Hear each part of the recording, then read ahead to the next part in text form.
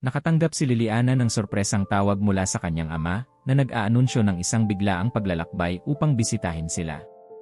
Ang nagsisimula bilang isang paglalakbay upang muling makasama ang kanyang pamilya ay nagiging isang karera laban sa oras na puno ng hindi inaasahang mga hadlang. Sa pagdating, natuklasan niya ang isang kagyat na dahilan sa likod ng pagbisita. Sa isang serye ng mga kaganapan na hindi nagkataon, isang pagkilos ng kabaitan sa paliparan ang nagbabago sa lahat. Gusto mong malaman kung ano ang nangyari? Alamin sa nakakakilig na kwentong ito. Maaga pa noong Sabado nang magising si Liliana, nagulat siya sa tunog ng kanyang cellphone. Pagtingin niya sa screen, nakita niyang tawag iyon ng kanyang ama. "Good morning, dear. Sana hindi na lang kita ginising," sabi ng kanyang ama sa kabilang linya. "May sorpresa ako sa'yo. Bumili ako ng tiket para puntahan mo kami. Kanina pa namin napag-uusapan na dito ka sa amin at nakakita ako ng promo para sa isang tiket, kaya bumili ako para sa'yo," tuwang-tuwang pagpapatuloy niya. Si Liliana, sinusubukan pa ring gumising, ay nagulat sa balita. "Wow, Dad, thanks. Pero wala pa kaming napag-uusapang date. Kailangan kong tignan kung available ako." "Anong petsa ng tiket?" tanong niya, sinusubukang maunawaan ang biglaang pagmamadali. "It's for today. The flight is in 3 hours. We're looking forward to your visit. I sent the details to your email. See you in a few hours," sagot ng kanyang ama sabay baba ng telepono bago pa makapagtalo si Liliana. Tumalon siya mula sa kama. Sanay na siya sa spontaneity ng kanyang ama sa pagpaplano ng mga bagay-bagay, ngunit sa pagkakataong ito, sineseryoso na niya ang pilosopiya ng pamumuhay. Sinubukan siyang tawagan muli ni Liliana, ngunit hindi ito nagtagumpay. Hindi rin sumagot ang kanyang ina. "Dapat may pinaghahandaan na sila dahil 2 araw na lang ang kaarawan ko," naisip niya na may halong pananabik at pag-aalala. 2 taon na ang nakalipas mula nang lumipat si Liliana sa ibang estado matapos mailipat ng kumpanyang kanyang pinagtatrabahuan. Siya ay isang solong ina sa maliit na si Nicolas, na 4 na taong gulang pa lamang. Ang paglipat sa ibang estado ay isang malaking hakbang para sa kanya, ngunit nangangahulugan din ito na malayo sa kanyang mga magulang na naging sobrang attached sa kanilang apo. Si Liliana ay palaging malapit sa kanyang mga magulang, at ang pisikal na distansya ay isang hamon na sinubukan nilang lagpasan sa pamamagitan ng madalas na pagbisita.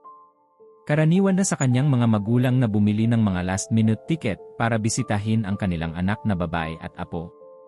Ang paglipat ni Liliana ay nagdala ng mga hamon, ngunit pati na rin ng mga bagong pagkakataon sa kanyang karera. Siya ay umangkop sa bagong lungsod, nagkaroon ng mga bagong kaibigan at kasamahan, ngunit palaging nakaligtaan ang patuloy na presensya ng kanyang mga magulang sa buhay ni Nicolas.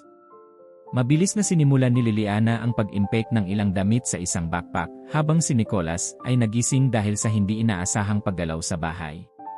"Nicolas, pupuntahan natin sina Lola at Lolo," sabi niya, walang tigil sa pag-aayos ng mga damit sa backpack.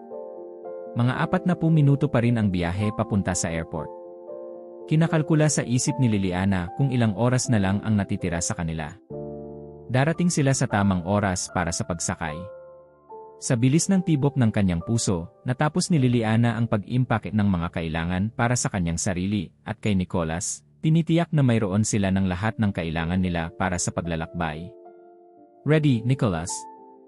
We're ready to go. Let's go meet Lola and Lolo," ani Liliana sabay hawak sa maliit na kamay ng anak habang nagmamadaling lumabas ng pinto. Ang paglalakbay sa paliparan ay puno ng mga sorpresa. Noong gabi bago ito, isang biglaang bagyo ang tumama sa lungsod, na nagpabagsak ng isang sinaunang puno sa isa sa mga pangunahing labasan ng kalye ng kapitbahayan.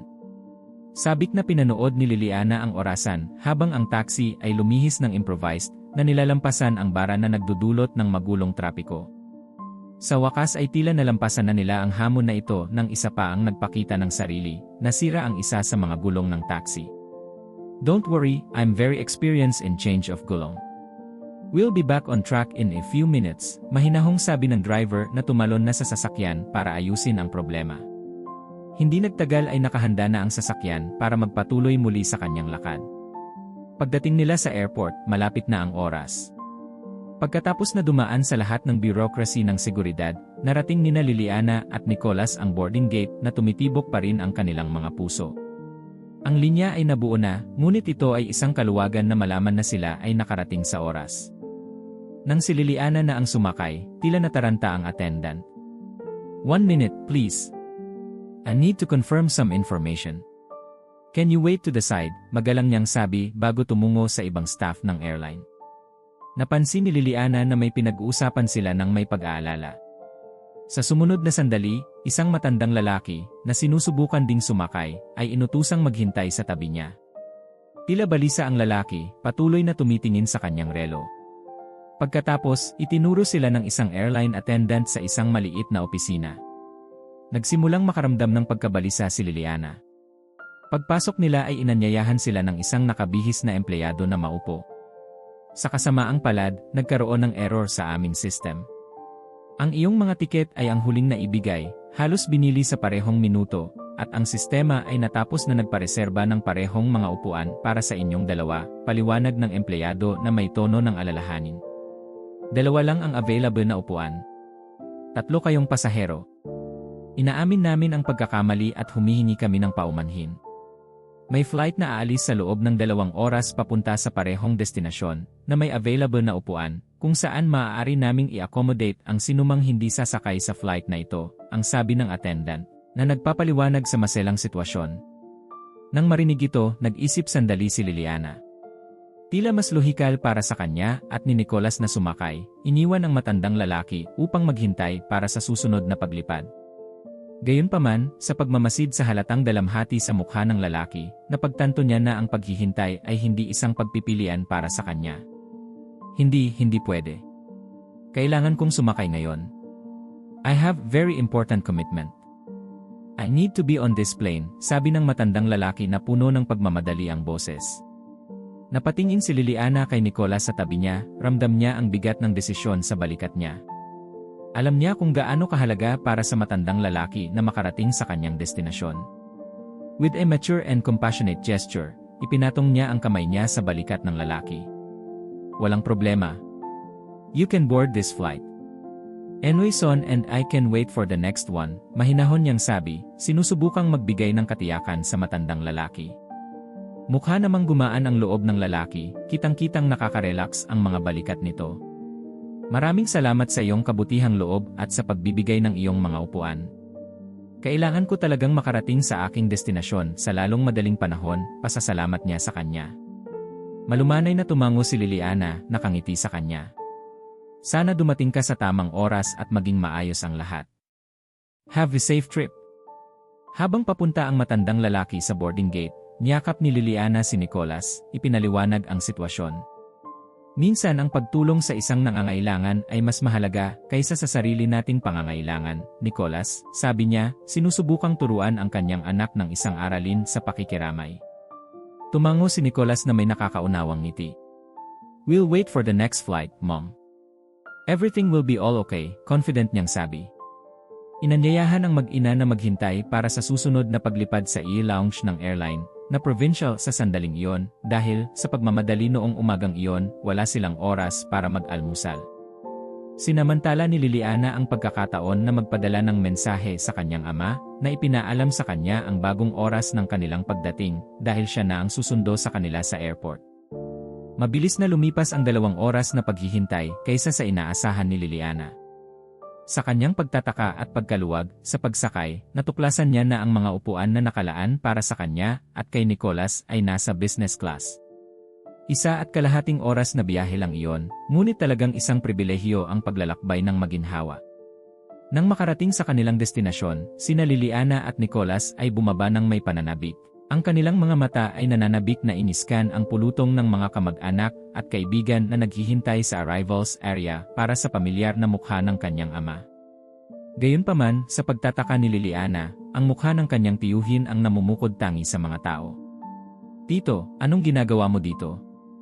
I was expecting my father to come pick up us at the airport, ani Liliana na medyo naguguluhan sa hindi inaasahang presensya. Liliana, ang totoo, may problema sa nanay mo. Kaya naman binili ng tatay mo itong last-minute ticket para sa iyo. Kaninang madaling araw ay sumama ang pakiramdam ng nanay mo at mabilis na lumala ang kondisyon nito. Nang makarating sila sa ospital, natuklasan nila na ang ilang mga ugat sa kanyang puso ay na-block. Ito ay isang maselan na kaso, maraming karanasan ang doktor. Saglit na nag-alinlangan ang kanyang tiyuhin, maingat na pinipili ang kanyang mga salita bago nagpatuloy. Nais ng iyong ama na magkaroon ka ng pagkakataong makita ang iyong ina bago ang operasyon. Nakaramdam si Liliana ng paninikip sa kanyang dibdib nang marinig ang sinabi ng kanyang tiyuhin. Halos hindi siya makapaniwala sa kanyang narinig. Ang kanyang ina, na noon pa man ay naging haligi ng lakas at pagmamahal sa kanyang buhay, ay nahaharap ngayon sa isang seryosong labanan. Pinilit niyang panatilihin ang kanyang kalmado sa harap ng mga balita, nag-aalala tungkol sa kanyang ama at higit sa lahat sa kanyang ina. Kamusta na siya ngayon? Tanong ni Liliana na medyo nanginginig ang boses. Tinignan siya ng kanyang tiyuhin ng may habag. Siya ay nasa operasyon sa sandaling ito. Sumakay silang tatlo sa sasakyan at dumiretso sa ospital. Pagdating nila, mabilis na nakita ni Liliana ang kanyang ama at tumakbo sa kanyang mga bisig, niyakap ito ng mahigpit. Dad, bakit hindi mo sinabi sa akin ang dahilan ng paglalakbay na ito? Tanong niya na nakabalot pa rin sa nakakaaliw na yakap. Magiliw siyang hinawakan ng kanyang ama, nakatingin sa kanyang mga mata na may halong kaginhawaan dahil sa pagkakaroon niya sa tabi nito at pag-aalala sa sitwasyon ng kanyang asawa. I didn't want you to worry. You were far away, and I knew you would get distressed, mahina niyang paliwanag.